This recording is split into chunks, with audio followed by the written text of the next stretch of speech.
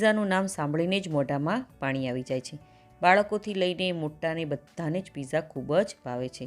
તો આજે હું લઈને આવી છું એવા પિઝા કે ન તેમાં મેંદો છે, કે ન આપણે ઈસ્ટ વાપર્યું છે, કે ન તો બેકિંગ સોડા વાપર્યું છે, અને અહીં આપણે ઓવનનો ઉપયોગ પણ નથી કર્યો. તો આજે આપણે બનાવીશું ભાખરી પિઝા, અને અહીં આપણે 2 રીતના ઇન્સ્ટન્ટ ચટપટા સોસ પણ બનાવીશું. તો આ ભાખરી પિઝા ખાવામાં ખૂબ જ હેલ્ધી છે અને ટેસ્ટી પણ લાગે છે. તો ચાલો રેસીપી શરૂ કરીએ. નવી રેસીપી શીખવા માટે મારી ચેનલને સબસ્ક્રાઈબ કરજો અને બાજુમાં આપેલા બેલ આઇકોનને જરૂરથી પ્રેસ કરજો, એટલે નવી રેસીપીના નોટિફિકેશન સૌથી પહેલાં તમને મળે. તો સૌથી પહેલાં ભાખરી પિઝાનો આપણે બેઝ બનાવી લઈએ. તેના માટે મેં અહીં 1 કપ જેટલો ઘઉંનો લોટ લીધો છે. જેનાથી આપણે રોટલી બનાવીએ છીએ તે જ લોટ મેં લીધો છે. અને તેની સાથે આપણે 1 કપ ઘઉંનો કરકરો લોટ લીધો છે, જેનાથી આપણે ભાખરી બનાવીએ છીએ. આ લોટથી ભાખરી પિઝાનો જે બેઝ છે તે એકદમ ક્રિસ્પી બનશે. જો તમારી પાસે ભાખરીનો લોટ ના હોય તો તમે તેની જગ્યાએ સોજીનો ઉપયોગ પણ કરી શકો છો, પરંતુ સોજી છે તે એકદમ ઝીણી હોવી જોઈએ. હવે સ્વાદ પ્રમાણે મીઠું, અને મોણ માટે 3 મોટી ચમચી જેટલું આપણે તેલ એડ કરીશું. હવે તેલના મોણને એકદમ સરસ એવું મિક્સ કરી લઈએ લોટમાં. તો મોણને મેં લોટમાં સારી રીતે મિક્સ કરી લીધું છે. તો તમે જોઈ શકો છો કે લોટનું ટેક્સચર છે તે આવી રીતે ક્રમલી હોવાની સાથે સાથે તે સરસ એવું મુઠ્ઠી વળી જાય છે. દેટ મીન્સ કે આપણું તેલનું મોણ છે તે પરફેક્ટ છે. હવે થોડું પાણી એડ કરીને આપણે લોટ બાંધી લઈએ. લોટ આપણે અહીં ભાખરીનો લોટ બાંધીએ છીએ તેવી જ રીતનો તેને બાંધવાનો છે. થોડો કઠણ લોટ બાંધવાનો છે. આ લોટ જો થોડો કઠણ હશે તો જ ભાખરી પિઝાનો જે બેઝ છે તે સરસ એવો ક્રિસ્પી બનશે.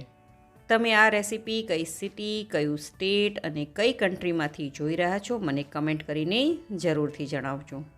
તો તમે જોઈ શકો છો કે મેં લોટ બાંધી લીધો છે, અને આ લોટ બાંધવામાં મને અડધા કપ જેટલા પાણીની જરૂર પડી છે. હવે આ લોટને ઢાંકીને ઓછામાં ઓછી 10 થી 15 મિનિટ સુધીનો આપણે રેસ્ટ આપી દઈએ. તો લગભગ 10 મિનિટ જેટલો સમય થઈ ગયો છે, અને તમે જોઈ શકો છો કે ભાખરીનો લોટ છે તે સરસ એવો સેટ થઈ ગયો છે. હવે લોટને ફરીથી આપણે 1 મિનિટ સુધી મસળી લઈએ. હવે તેમાંથી આપણે થોડો લોટ લઈએ અને તેમાંથી મીડિયમ સાઇઝનો આપણે એક લુઓ તૈયાર કરી લઈએ. અને આવી જ રીતે આપણે બધા જ લુઆને તૈયાર કરી લેવાના છે. બધા જ લુઆ તૈયાર થઈ જાય એટલે તેમાંથી એક લુઓ લઈ અને ભાખરી વણી લઈએ આપણે. ભાખરી મીડિયમ થિકનેસવાળી વણવાની છે. આ ભાખરી પાતળી નથી વણવાની. જો ભાખરી પાતળી હશે તો આપણે જે સ્ટફિંગ બનાવીને રાખ્યું છે અને તેની પર લગાડીશું તો તે બરાબર નહીં રહે, અને પિઝા ખાવામાં બિલકુલ મજા નહીં આવે.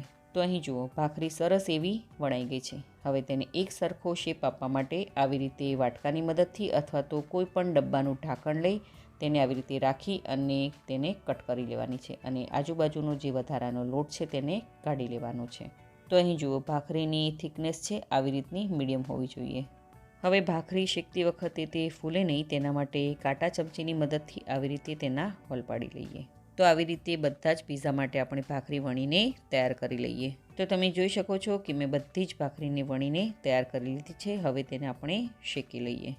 ભાખરીને શેકવા માટે મેં અહીં મીડિયમ ગેસની ફ્લેમ પર તવાને ગરમ કરવા રાખી દીધો છે, અને મેં અહીં નોનસ્ટિક તવાનો ઉપયોગ કર્યો છે. તમે કોઈ પણ તવાનો ઉપયોગ કરી શકો છો.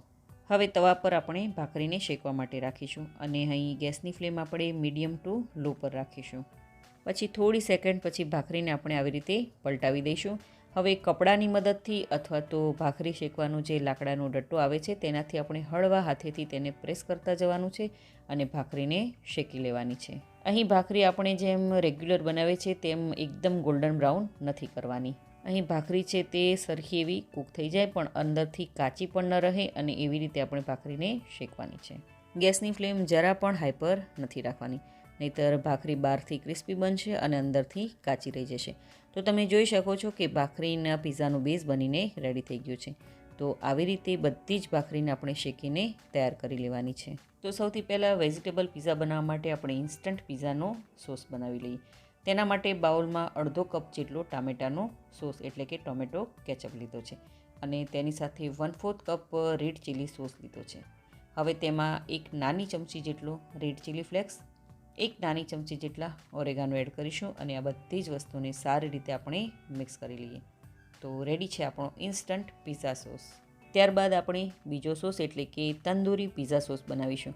તેના માટે બાઉલમાં અડધો કપ જેટલો શેઝવાન સોસ એડ કરીશું, સાથે 2 મોટી ચમચી જેટલો માયોનીઝ, 1 નાની ચમચી જેટલા ચીલી ફ્લેક્સ, 1 નાની ચમચી જેટલા ઓરેગાનો એડ કરીશું અને આ બધી જ વસ્તુને સારી રીતે મિક્સ કરી લઈએ.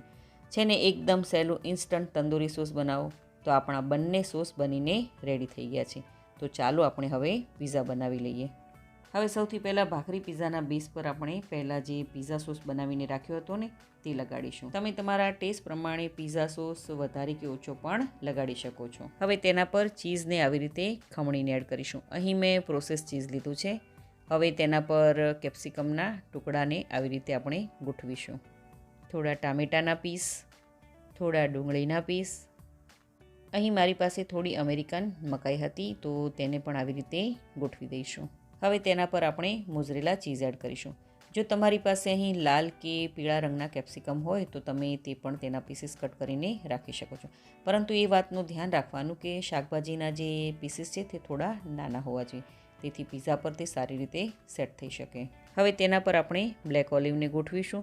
જો તમારી પાસે બ્લેક ઓલિવ ના હોય તો તમે તેને સ્કીપ પણ કરી શકો છો. હવે થોડા ચીલી ફ્લેક્સ અને ઓરેગાનો સ્પ્રિંકલ કરી લઈશું. તો બસ હવે પિઝાને આપણે શેકી લઈએ. અહીં મીડિયમ ગેસની ફ્લેમ પર તવાને ગરમ કરવા માટે રાખી દીધો છે અને પિઝાને શેકવા માટે આપણે તવા પર થોડું બટર લગાડીશું. બટરની જગ્યાએ તમે ઘી અથવા તેલનો પણ ઉપયોગ કરી શકો છો. હવે ભાખરી પિઝાને તવા પર આપણે આવી રીતે રાખી દઈએ અને ઢાંકણ ઢાંકીને 7થી 8 મિનિટ સુધી ગેસની લો ફ્લેમ પર આપણે તેને શેકી લેવાનો છે. તો લગભગ 8 મિનિટ થઈ ગઈ છે અને આપણો ભાખરી પિઝા બનીને રેડી થઈ ગયો છે. તો તમે જોઈ શકો છો કે ચીઝ છે તે સરસ એવું મેલ્ટ થઈ ગયું છે અને ભાખરીનું જે બેઝ છે તે પણ સરસ એવું ક્રિસ્પી બની ગયું છે. તો ચાલો હવે આપણે બીજો પિઝા બનાવી લઈએ. તેના માટે ભાખરી પિઝા પર આપણે તંદૂરી સોસ લગાડી દઈએ. આ સોસ પણ તમે તમારા ટેસ્ટ પ્રમાણે વધારે કે ઓછો પણ લગાડી શકો છો. હવે તેના પર આપણે મોઝરેલા ચીઝ એડ કરીશું. અહીં તમે મોઝરેલા ચીઝની જગ્યાએ ચીઝની સ્લાઇસ પણ લગાડી શકો છો. હવે તેના પર આપણે કેપ્સિકમના પીસ, થોડા ટામેટાના પીસ મૂકીશું, થોડા ડુંગળીના પીસ મૂકી દઈએ. હવે તેના પર આપણે થોડું એવું પ્રોસેસ ચીઝ આવી રીતે ખમણીને એડ કરીશું. અહીં જો તમને પનીર પસંદ હોય તો તમે પનીરના નાના નાના ટુકડા કરીને પણ એડ કરી શકો છો. સાથે થોડા મકાઈના દાણા પણ આવી રીતે ગોઠવી દઈએ અને થોડા બ્લેક ઓલિવ પણ રાખી દઈએ. લાસ્ટમાં હવે થોડા ચીલી ફ્લેક્સ અને ઓરેગાનો આપણે સ્પ્રિંકલ કરી લઈએ અને હવે સેમ પ્રોસેસથી તવા પર આપણે બટર લગાડીશું અને ભાખરી પિઝાને આપણે મૂકી દઈશું અને ઢાંકણ ઢાંકીને મીડિયમ ગેસની ફ્લેમ પર આપણે 7થી 8 મિનિટ સુધી શેકી લઈશું. તો લગભગ 8 મિનિટ થઈ ગઈ છે અને તમે જોઈ શકો છો કે તંદૂરી ભાખરી પિઝા આપણો બનીને રેડી થઈ ગયો છે. તો ચાલો હવે તેને પણ આપણે સર્વ કરી લઈએ. નાની નાની ભૂખ માટે 2 રીતથી ભાખરી પિઝા બનીને રેડી થઈ ગયા છે. બાળકોને તો ખૂબ જ ભાવશે. તમે તેમને લંચ બોક્સમાં પણ આપી શકો છો. ઘરમાં રહેલા બધાને પણ ખૂબ જ આ પિઝા ભાવશે. તો છે ને એકદમ હેલ્ધી અને ટેસ્ટી પિઝા. તો તમે પણ આ રેસીપી એકવાર જરૂરથી ટ્રાય કરજો. જો તમને મારી આજની આ રેસીપી ગમી હોય તો વિડીયોને લાઇક કરજો અને વધારેમાં વધારે શેર કરજો અને મારી ચેનલને જરૂરથી સબસ્ક્રાઈબ કરજો. તો ફરી મળીએ એક નવી રેસીપી સાથે.